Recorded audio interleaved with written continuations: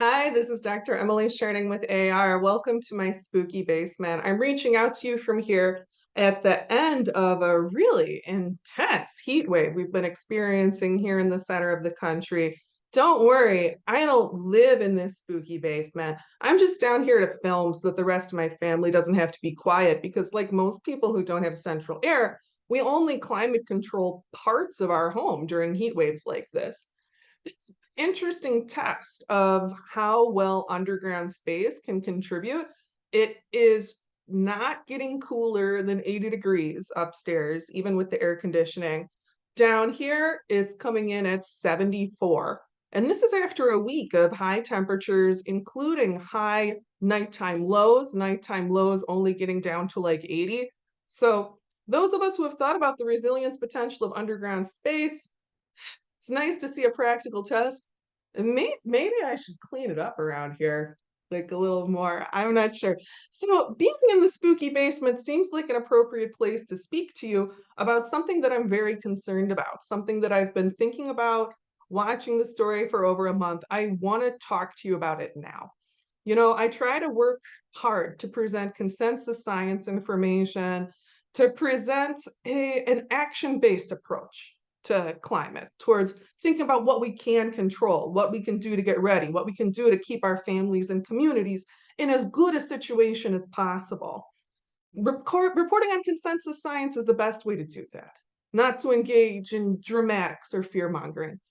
But I also feel, as a person with eyes on the data, an ethical responsibility to point out when there are alarm bells going off. We've talked about the fact that we are in a very strong El Nino phase, that this year is difficult, as we all know. We're all living it. I'm in the basement, right?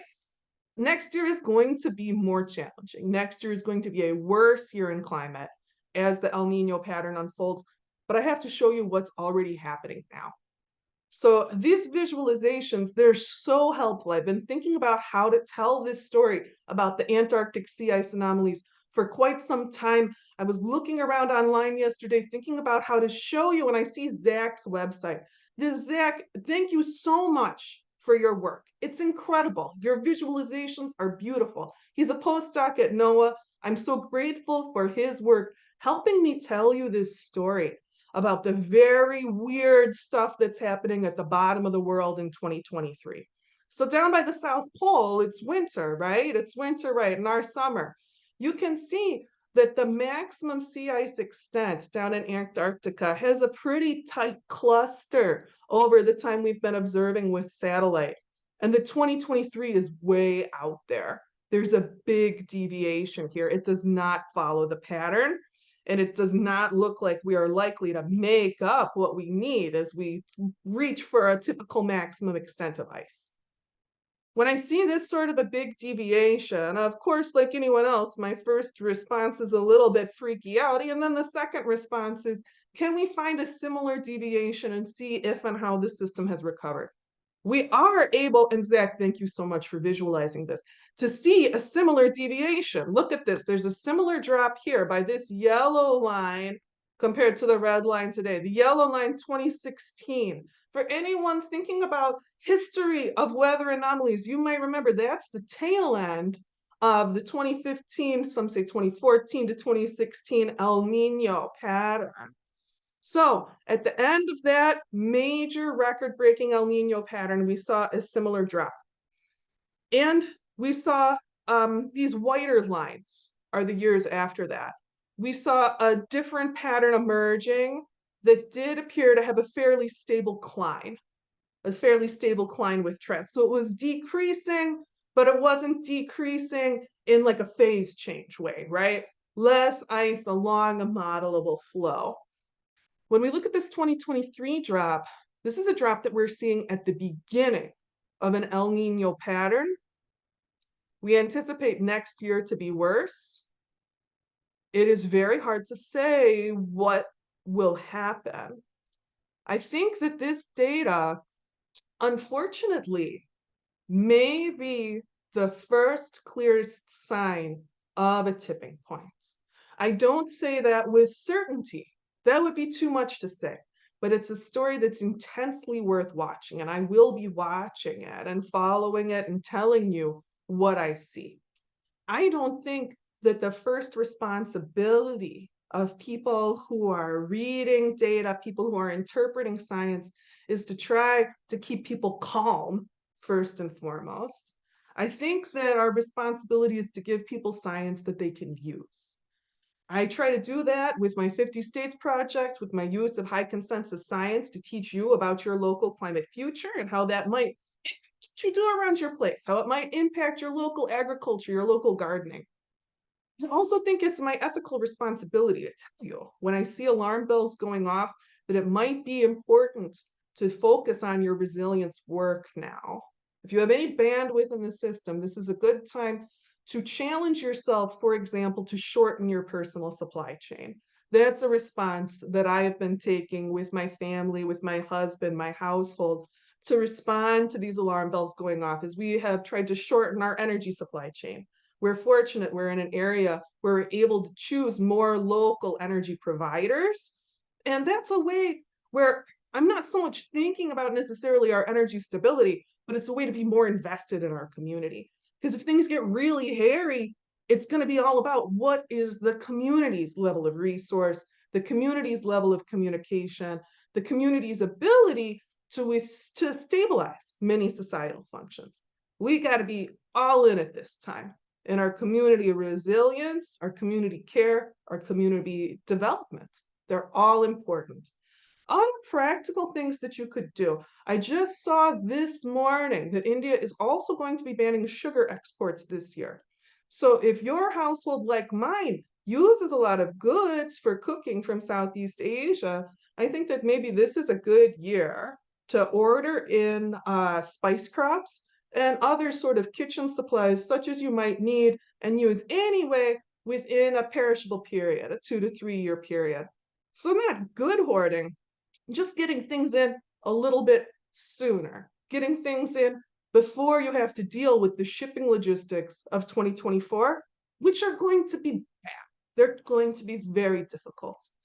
A final note, I know that many of you watching this channel, you don't feel like you have the resources that you need to prepare adequately. And I feel for you. This would be a very difficult time to be a person in your 20s who's trying to figure out how to respond to these intense situations all around the world. And I can offer what is really like a basement level tip. If you need something under $10 to do that you feel will build your resilience, go and buy yourself a few packs of sealed lighters.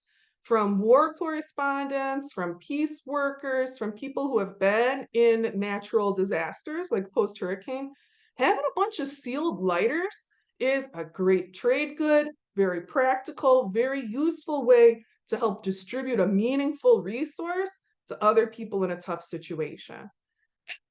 And hopefully 2026, you're cleaning out your closet. You're like, why do I have all these lighters? I was worried that El Nino was going to cause societal collapse. I'm glad that didn't happen. And then you give them to a homeless shelter, right? Like it is not going to have to be some terrible story where you spent your life savings, right? But you have taken a small practical step that is psychologically reassuring and potentially practically very useful, both for practical assistance with people in your community and for relationship development with people in your community. So, thanks for listening to this extra creepy, extra disturbing basementy edition here on my channel. I'm sorry if you feel like this is a premature thing to talk about, but those anomalies are very big. I know that it's easy to think about how rough things are right now, but it's really worth getting yourself in position for 2024. It's likely that 2025 will be better than 2024, but 2024 is going to be really rough. All the signs are there. The warning balls are getting off. We got to get ready. We'll do it together. I think that we can stay in good spirits and we can think towards 2024, towards we're looking toward the future. How do we want the world to be? I think fundamentally how we want the world to be is based on human connection and kindness to the fullest degree that we can. If you are a person who is getting prepared for what's coming, please remember a core principle should not be what can I have, but what can I give? That's how we're going to make communities that will make it. Let's get ready, folks. Take care and stay cool. Bye. Thanks for being with us, folks. As always, I want to thank everyone who gives, whether you give money, whether you give time.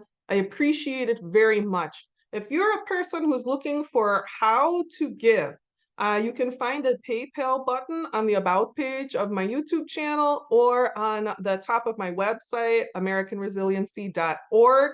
Org because we are a 501c3. And we are just finishing up our second year of operation coming up at the end of next week. On this coming month's community chat, on the September community chat, on Sunday, September 10th at 2 o'clock Central, I'm going to be asking for feedback from you folks about what has been going well, what I could be doing better, and what sort of things you would like to see in year 3. If you want to come and give me some feedback, I would really appreciate it. I'd really appreciate a chance to plan together with you what sort of content, what sort of projects will be of most interest to our community here. Thanks, everyone. I hope to see you in September and take care.